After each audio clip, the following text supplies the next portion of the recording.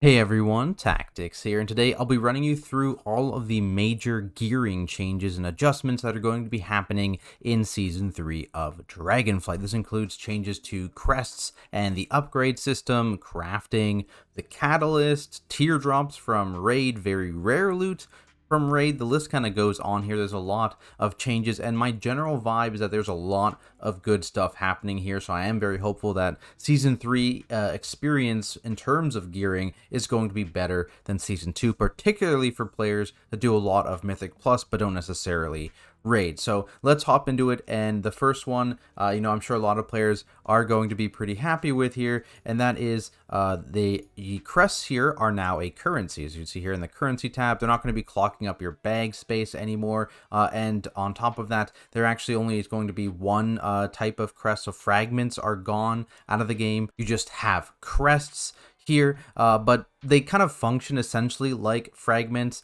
So basically anything that used to cost like one single crest is now going to cost 15 crests.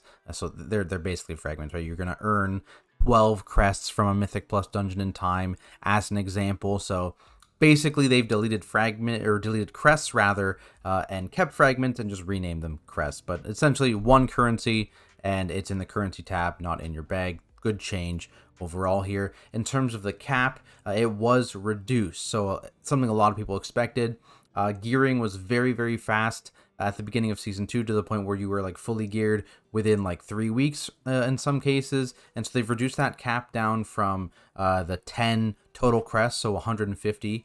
Let's use that number, 150, which would get you 10 upgrades, down to a total of 90, which gets you 6 upgrades. So it's going to take you longer over the course of the first few weeks to get fully geared up there.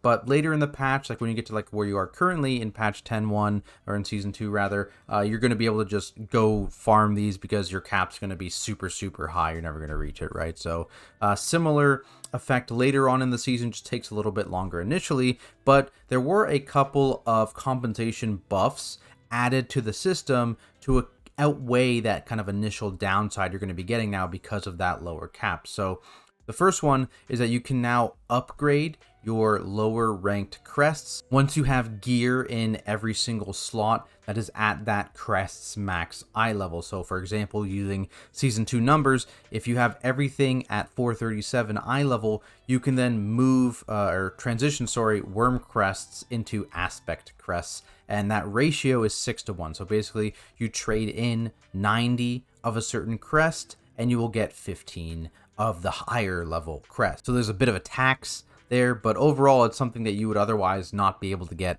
at all, and you can definitely take advantage of this to get geared up even faster early on in the patch. The other big change here is that once you are actually capped on a certain type of crest for the week, content that you would do that would reward that crest would now reward the next highest crest that you aren't capped on. Something people have been asking for basically since the system got implemented, and it just means that you don't need to like randomly do a bunch of lower content to fill in like your second or third best crest to fill out your upgrades, right? You can just keep doing the content you actually want to do, and eventually that'll just reward you all the crests you need. On top of this, the upgrade track for both hero and myth have been increased by 1, so they can go one step higher each. So again, in Season 2, if we use the Season 2 numbers, that would mean that the hero track, you could upgrade that gear up to 444, and the myth track can go up to 450. So that's equivalent to end mythic boss eye level. And again, the Great Vault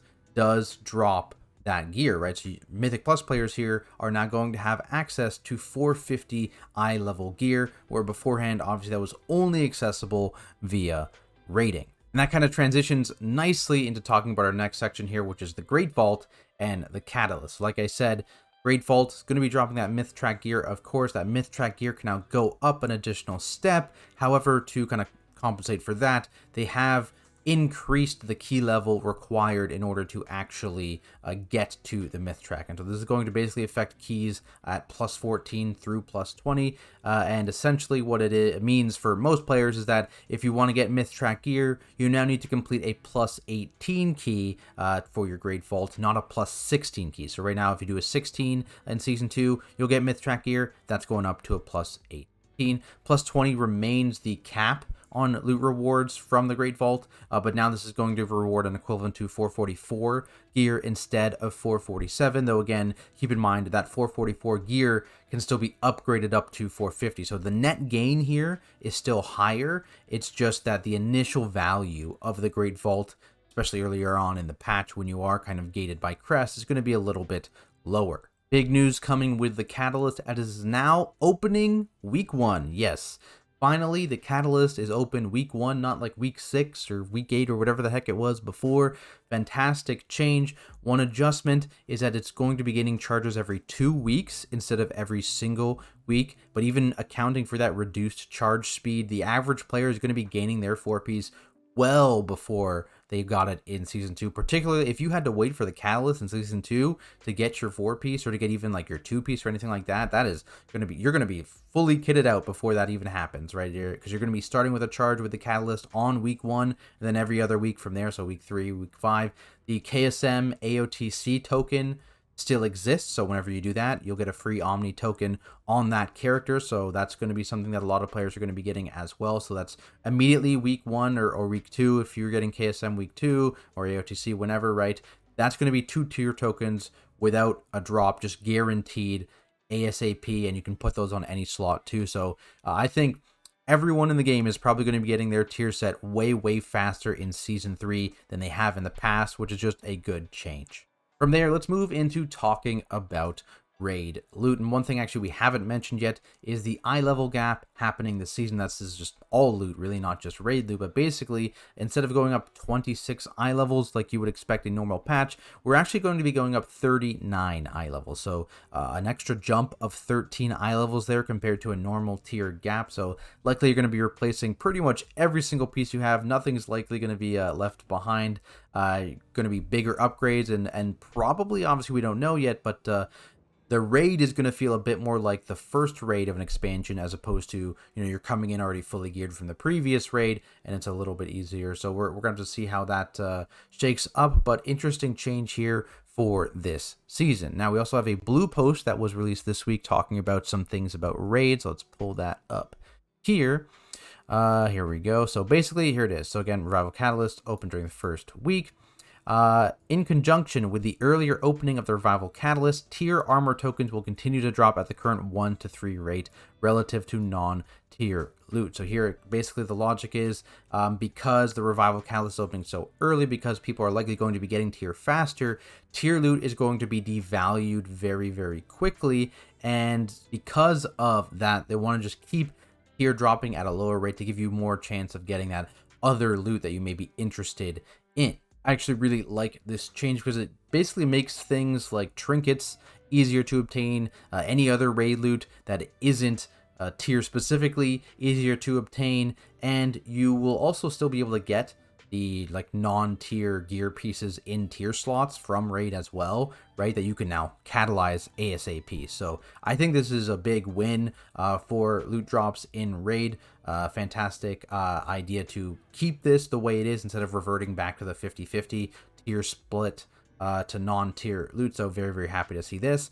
And on top of this, we also have some changes to very rare loot. So here, drop rates have been further adjusted. Not sure what this means, not sure if it's an increase or a decrease, we'll have to wait and see, but basically these now have a chance to drop in addition to a boss's typical quantity of loot, as basically just bonus loot, right? So again, 20 player example here, you will get your 4 pieces of loot, and then you have the chance to get a 5th piece of loot in a 20-man group that is that very rare item.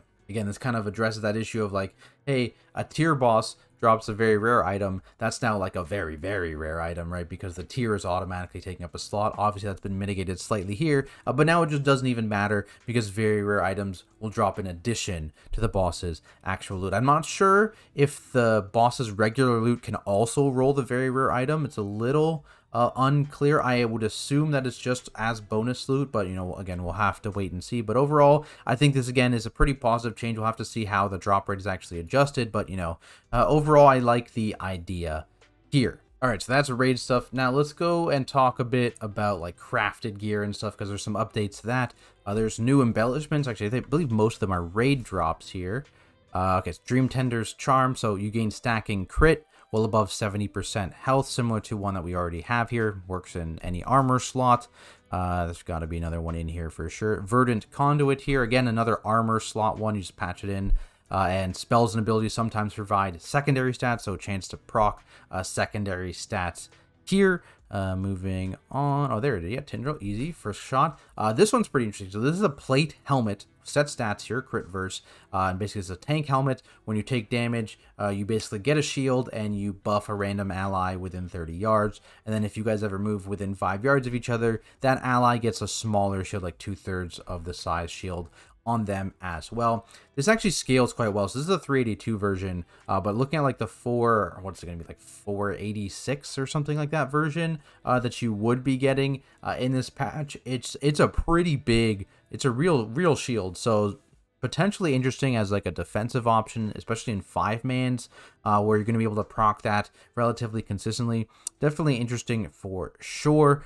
There's one more here. I don't believe it's in here. That's fine. It's called like Verdant Tether, I believe, and basically it's a healer one, so like your healing has a chance to like give both you and the target you healed some verse. And again, that's another armor patch as well. So little verse buff coming from the healer. There's also nerfs to a bunch of embellishments. Basically all like the flat proc embellishments got a nerf. So like Toxic Boots, the Shadow Flame patch, the Fang thing, Healing Darts. So all those things got like a little bit of a nerf. Not a little bit. I think it was like decent. It was like between like 20 and 40% or something for a lot of them. So keep that in mind. On top of that, Spore Cloak actually was reworked a little bit. So they nerfed the shield on Spore Cloak, but gave it a verse above 70% HP. So now there's some actual real damage coming from Spore Cloak, and that kind of combined with the nerfs to the flat damage procs likely makes it so that Spore Cloak is just the king of progression here.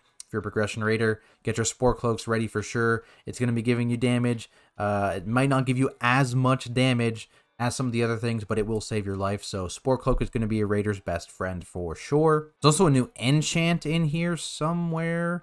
Oh, there it is. Dreaming Devotion. Another healing one. I believe it's like your helpful spells can cause like a bloom on the ground that heals allies. Not sure if that's going to get used or not, just because it's a flat proc, but maybe it's better than stats for a healer. Who knows? There's new healing potions. There's like the regular healing potion, which actually heals slightly less than the current healing potion, but then heals for that same amount again over 6 seconds. Not sure how I feel about that one. It needs a certain type of damage, right, to be valuable. But the toxic healing potion, the new toxic healing potion is kind of interesting. So this is actually like, it basically heals for double what the current toxic healing potion does. It deals less damage to you because the current toxic potion deals the same amount it heals. This one deals less than it heals to you. And it deals that damage to you over 30 seconds, where the current toxic potion deals it to you over 15 seconds. So it's a big chunk of healing. That's something that's going to save your life. For sure. Potentially interesting for tanks as well, who like don't really care about having that dot on them for 30 seconds. I think it's potentially very, very interesting to see how these toxic healing pots are going to work.